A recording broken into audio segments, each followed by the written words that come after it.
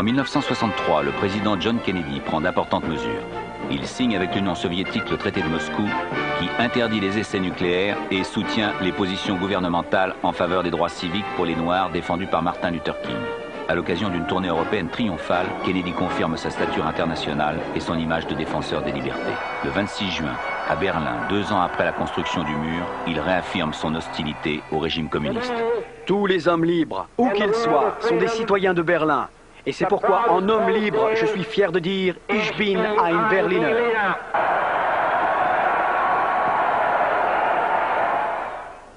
Le 22 novembre à 11h38, le président, accompagné par sa femme Jackie, arrive à Dallas où il entame une tournée politique nationale afin de préparer sa campagne de réélection à la présidence prévue pour novembre 1964. C'est une belle journée d'hiver, aussi Kennedy a-t-il décidé de faire décapoter sa limousine pour traverser Dallas. Le cortège, composé de plus de 20 véhicules, est accueilli par une foule enthousiaste. À 12h29 très exactement, le cortège entre sur la place d'Illey. À 12h30, un coup de feu éclate. La main que le président agite pour saluer la foule se crispe. Un autre coup de feu et il porte ses mains à sa gorge. Dans un geste de panique, Jackie se hisse sur le coffre du véhicule. Un agent des services secrets la repousse sur son siège. Il y aura eu au moins 3 coups de feu, dont l'un aura littéralement fait éclater le crâne de Kennedy.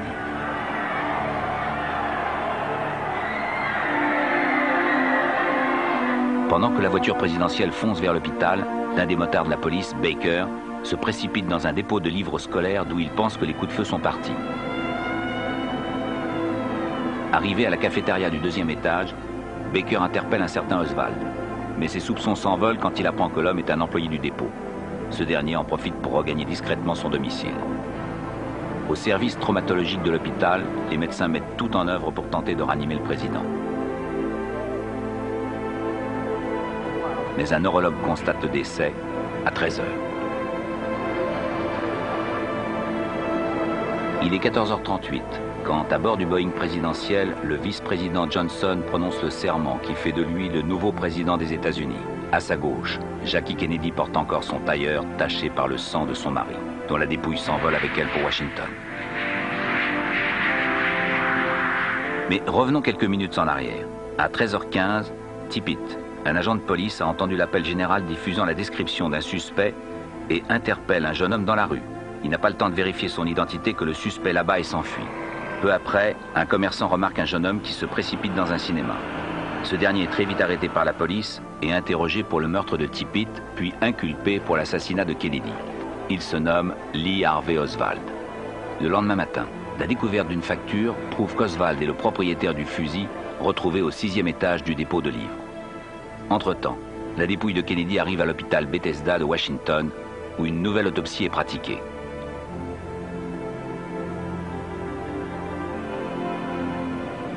Deux jours plus tard, peu après 11h20, alors qu'Oswald va être transféré à la prison du comté, la télévision transmet en direct ces images incroyables. On l'a abattu. Il a été abattu. Lee Oswald a été abattu. L'assassin d'Oswald se nomme Jack Ruby, tenancier d'une boîte de nuit servant de façade pour la prostitution et la drogue. Grâce à ses nombreuses relations dans la police, il a réussi à pénétrer dans le bureau de police, puis à tirer à bout portant dans le ventre d'Oswald. Jack Ruby affirme avoir agi de lui-même pour éviter à l'épouse du président d'avoir à revenir à Dallas pour y affronter la douloureuse épreuve du procès. Des journalistes se souviennent encore de Ruby, intervenant 2 jours plus tôt lors d'une conférence de presse tenue par le district attorney Henry Wade pour apporter des précisions sur le cas Oswald. Jugé en 1964, Ruby est condamné à la peine de mort, mais la sentence est cassée en 1966. En 1967, alors qu'il se prépare à un nouveau procès, il décède des suites d'un cancer. Quant à Oswald, il meurt le 24 novembre 1963, 2 jours et 7 minutes après John Kennedy. Le 29 novembre, Lyndon Johnson annonce la constitution d'une commission d'enquête placée sous la direction du président de la Cour suprême, le juge Warren, composée de 7 hommes politiques et hauts fonctionnaires, et chargée d'établir la vérité sur l'assassinat de Kennedy. L'audition de 552 témoins durant près d'1 an conclut à la responsabilité isolée d'Oswald et nie donc toute possibilité de complot.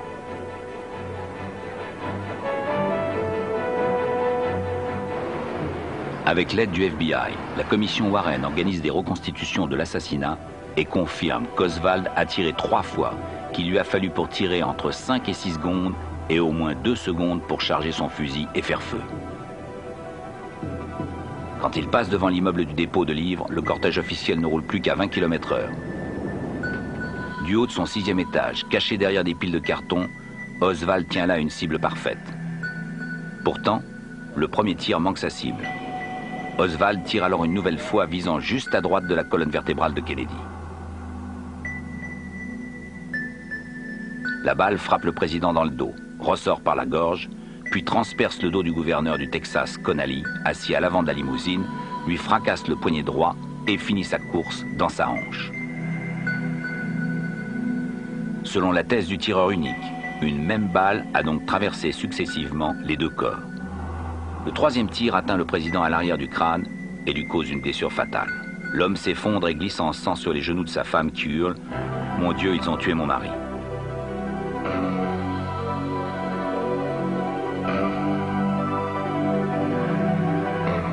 Voici le trou que la 3e balle a probablement fait dans le pare-brise. Quant à la première balle, la commission Warren pense qu'elle a raté sa cible, ricoché sur un trottoir, blessant un témoin au visage et atterri ici, devant la voiture. Toujours selon la commission, Oswald a alors caché son fusil, descendu les escaliers 4x4 jusqu'à la cafétéria du 2e étage où il a été interpellé, puis relâché par le policier Baker.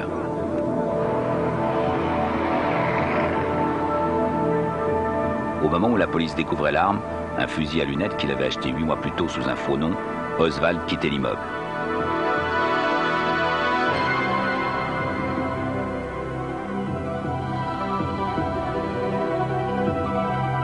La fameuse balle qui aurait touché Kennedy puis provoqué toutes les blessures de Connally a été retrouvée. Elle est intacte, ce qui est surprenant quand on sait qu'elle a traversé des os et des muscles à plusieurs reprises. La commission confirme qu'Oswald est bien le meurtrier de Tippit et qu'il l'a tué au moment où le policier descendait de sa voiture pour l'interpeller. Oswald lui tire dans la tête, la poitrine et l'estomac et court se réfugier au cinéma tout en rechargeant son revolver. Mais Oswald a été repéré et bientôt arrêté. L'estomac et court se réfugier au cinéma tout en rechargeant son revolver. Mais Oswald a été repéré et bientôt arrêté. Une conférence de presse a lieu à minuit dans la plus grande confusion. On y révèle le nom de l'assassin. Le nom est Lee Harvey Oswald, O-S-W-A-L-D. Tout en clamant son innocence, Oswald traverse alors une foule hostile de journalistes à laquelle il déclare: Je n'ai tiré sur personne, non monsieur. On ne m'a même pas dit pour quelle raison je suis ici. Les questions des journalistes fusent de toutes parts. Et Oswald, qui ne sait plus où donner de la tête, répond tant bien que mal. Je ne comprends rien à ce que vous racontez. Avez-vous tué le président? Je travaille dans cet immeuble. Étiez-vous dans l'immeuble à ce moment-là? Naturellement, puisque j'y travaille. Ils essaient de m'avoir. Je ne suis qu'un pigeon. Durant tout l'interrogatoire, Oswald maintient sa version des faits, niant l'authenticité de certaines photos le représentant et refusant de se soumettre au détecteur de mensonges.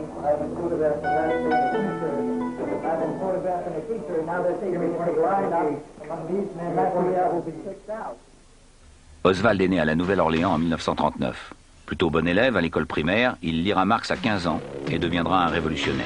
À 17 ans, il s'engage dans les marines et devient tireur d'élite.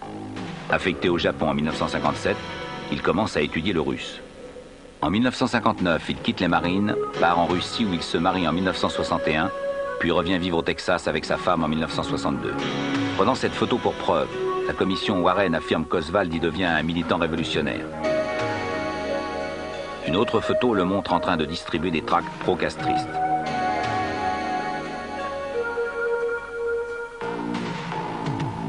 Le rapport de la commission Warren est publié le 27 septembre 1964. Si ces conclusions sont d'abord accueillies avec soulagement, elles sont loin de persuader tout le monde.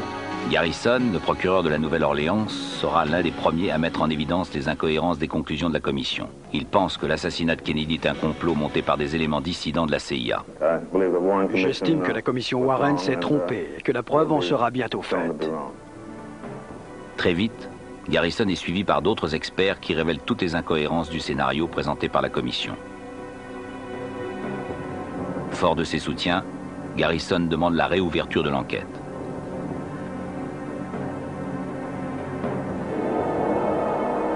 La trajectoire extraordinaire de la balle, qualifiée par certains de balle magique, est l'une des principales objections aux conclusions de la commission. A-t-elle vraiment pu occasionner cette blessure et rester intacte?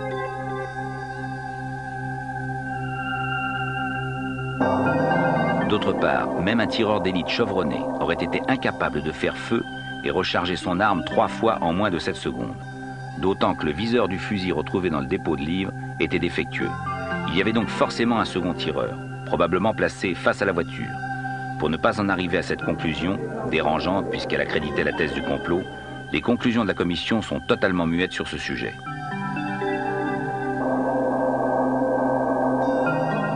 Des photos montrent que le président Kennedy a été projeté en arrière au moment où il a été atteint.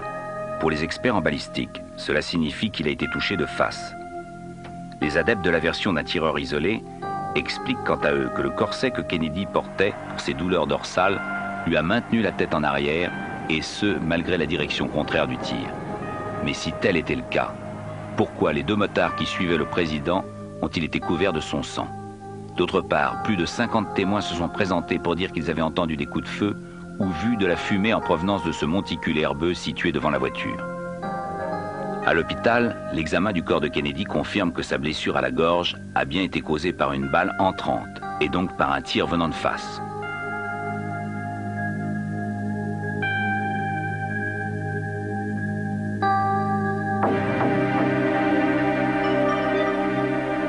Mais il se pourrait que le corps de Kennedy ait été manipulé durant son transfert de Dallas à Washington.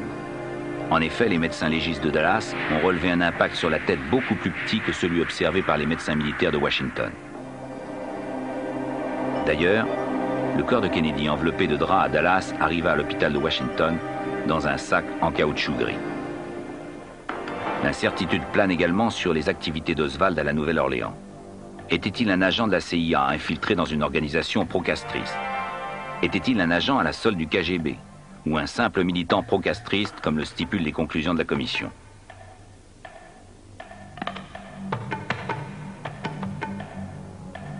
D'autre part, la commission n'a pas tenu compte des liens que Ruby entretenait avec la pègre. Ruby n'aurait-il pas reçu des ordres pour empêcher le pigeon Oswald de révéler le commanditaire du complot?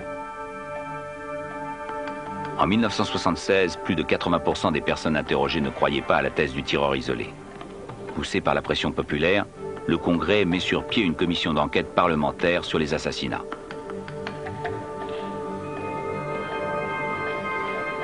Deux révélations servent de déclic. La première, c'est une lettre d'Oswald adressée à l'agent du FBI, James Hosty, qui a été détruite après sa mort. Hosty ne l'avait pas mentionné à la commission.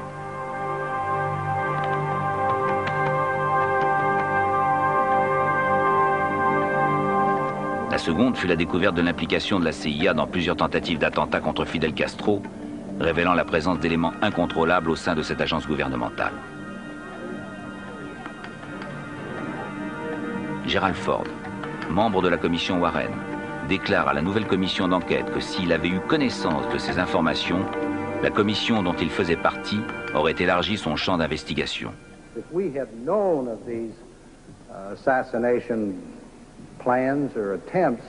Si nous avions eu connaissance de projets ou de tentatives d'assassinat par une agence du gouvernement fédéral, nous aurions certainement étendu notre enquête à ces organisations.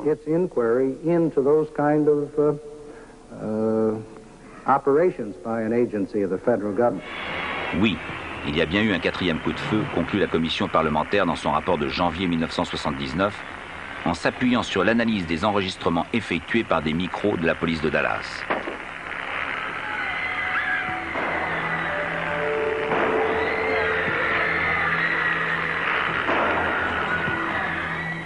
Grâce à un équipement acoustique sophistiqué, cette analyse a permis d'identifier la provenance du troisième des 4 coups de feu.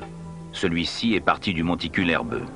Un autre tireur au moins a donc fait feu. La commission d'enquête parlementaire conclut qu'il y a probablement eu complot, mais que ni la CIA ni le FBI n'y étaient impliqués. Alors qui? Si Oswald n'a pas échafaudé l'assassinat, qui l'a fait? Un vaste éventail d'instigateurs potentiels s'est constitué au fil des ans. Le premier étant l'Union soviétique. Après tout, Oswald est parti là-bas en 1959 y a épousé Marina, une jeune femme dont l'oncle est soupçonné d'avoir des accointances avec le KGB, et l'a ramenée avec lui à la Nouvelle-Orléans, où il a alors fréquenté des Cubains pro-castristes.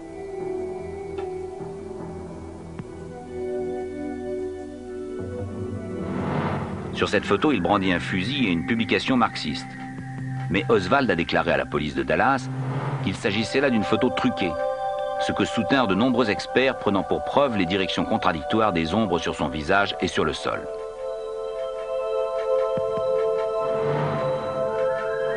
On a suggéré que c'est la CIA qui avait envoyé Oswald en Russie.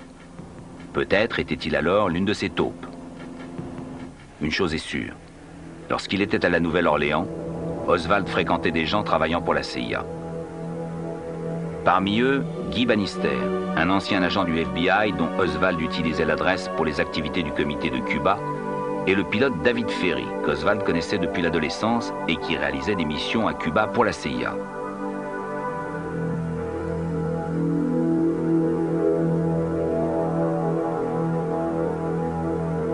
La CIA déclare qu'il est allé à Mexico le 27 septembre 1963 afin d'obtenir des visas pour Cuba et l'Union soviétique, ce qui indiquerait qu'Oswald préparait sa fuite. Mais beaucoup pensent qu'il s'agit là d'un coup monté par la CIA, puisque les photos de l'homme transmises sur celle-ci à la police de Dallas et prises à l'ambassade de Mexico ne sont manifestement pas celles d'Oswald. Ferry meurt peu après son implication dans l'affaire Kennedy, soi-disant d'une rupture d'anévrisme. Mais sa disparition fait partie d'une série de 20 décès mystérieux de personnes liées aux suites de l'assassinat. Parmi elles, l'écrivain Dorothy Kilgallen, qui a déclaré être sur le point de faire éclater au grand jour toute la vérité sur l'assassinat. Tom Howard, avocat, ami et confident de Jack Ruby, terrassé par une crise cardiaque. Le journaliste Bill Hunter, qui avait interviewé Howard, abattu dans un commissariat en Californie. Jim Keothi, le seul autre journaliste à avoir interviewé Howard, tué par un rôdeur. Hank Killam, qui a fait allusion à l'existence d'un lien entre Ruby et Oswald, égorgé.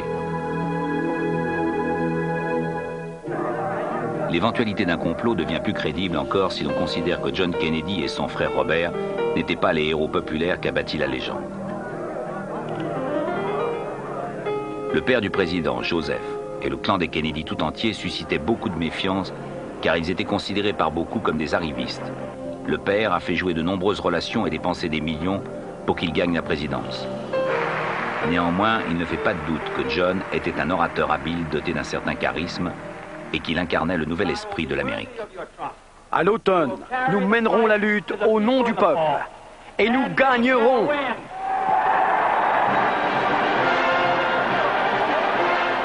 Mais dans ses efforts pour remporter les élections, John a fait des promesses qu'il n'a pas toujours pu tenir et a déçu certains de ses partisans au point peut-être qu'ils aient cherché à se venger.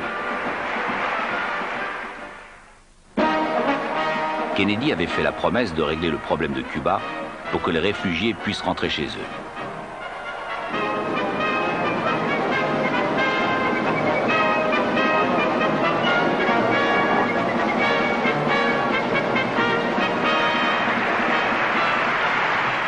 Je peux vous garantir que ce drapeau sera rendu à votre brigade dans une Havane libre. Le 17 avril, la CIA et quelques milliers de réfugiés cubains tentent un débarquement dans la baie des Cochons. La tentative américaine visant à renverser Castro se solde par un désastre humiliant. Tandis que Castro chantait la victoire et jurait de se venger, les exilés cubains ainsi que la CIA imputaient l'échec au retrait de dernière minute du soutien aérien. Pour eux, il ne faisait aucun doute que Kennedy avait été l'obstacle au bon déroulement de l'opération.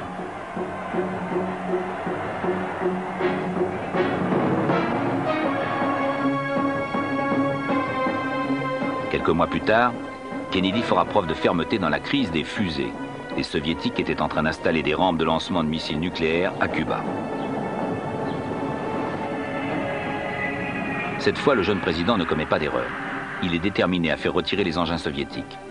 Le 22 octobre 1962, il lance un ultimatum à Khrouchtchev, se disant prêt à lancer une attaque de grande envergure. Khrouchtchev doit s'incliner et évacuer ses fusées. La tension redescend en juillet 1963, lorsque les deux chefs d'État se rencontrent pour négocier et apaiser leurs différends.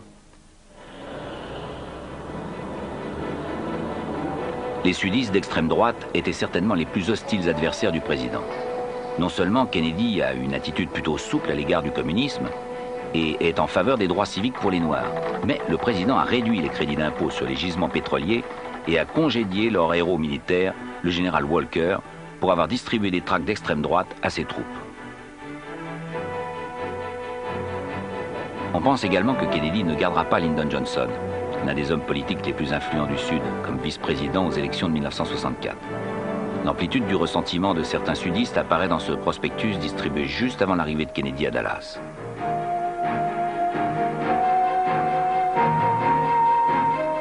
Les membres de l'organisation Mangouste, mise sur pied par le président pour coordonner les activités anticastristes, nourrissent une vive rancœur à l'égard du président. Selon certaines thèses, Oswald aurait été un agent secret choisi comme pigeon par des membres de Mangouste.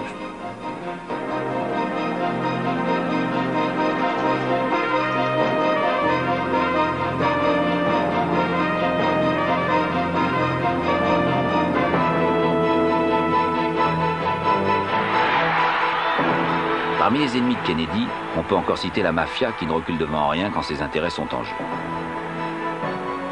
Durant les élections de 1960, le parrain de Chicago, Sam Giancana, a fait campagne pour Kennedy et a contribué à sa victoire dans l'État clé de l'Illinois. Giancana pense pouvoir accroître son emprise sur Kennedy lorsque celui-ci a une liaison avec sa propre maîtresse, Judith Campbell. Au lieu de se montrer reconnaissant, Kennedy entend lutter contre la pègre. Le nouveau ministre de la Justice, qui n'est autre que Robert Kennedy, le frère de John, a juré de mettre sous les verrous Jimmy Hoffa, le patron des syndicats dont les liens avec la mafia sont reconnus. Il met en place une enquête qui révèle l'ampleur des ramifications de la mafia dans certains secteurs de l'économie américaine. Le parrain Carlos Marcello a été emprisonné suite à des rumeurs d'un complot d'assassinat contre les deux frères Kennedy. Le bruit court qu'il aurait embauché des tueurs à gages français à Dallas. On sait que Hoffa a envoyé un message à Marcello dans lequel il disait « Il faut en finir ». Hoover, qui est depuis longtemps à la tête du FBI et ne porte pas Kennedy dans son cœur, s'efforce de faire admettre la thèse selon laquelle Oswald aurait agi seul. Essaierait-il de protéger le FBI ?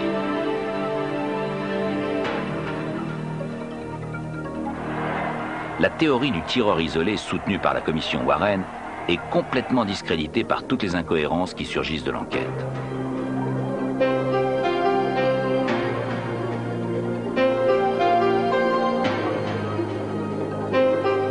Le rapport de la commission d'enquête parlementaire sur les assassinats, qui, en 1979, accréditait la thèse du complot, ouvrait en même temps la voie à une enquête approfondie. Mais depuis cette date, il n'y a eu aucune réponse officielle aux questions posées par le procureur Garrison. Demandez-vous un peu à qui cet assassinat a le plus profité. Et vous allez vous poser quelques questions. Qui a nommé les membres de la commission Warren? Et qui est à la tête de cette CIA qui a dissimulé un nombre incroyable de pièces à conviction? Et qui dirige le FBI? Le 25 novembre 1963, John Fitzgerald Kennedy est enterré au cimetière national d'Arlington. 1 million de personnes en deuil bordent les rues de Washington et des millions d'autres se joignent à elles devant leur écran de télévision.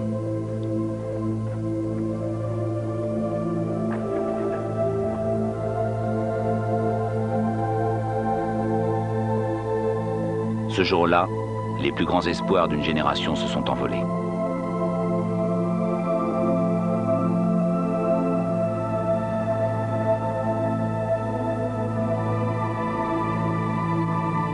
Il est peu probable qu'une réponse définitive à l'un des plus grands mystères de ce siècle puisse jamais être donnée. Trop d'intérêts sont en jeu, même 30 ans après.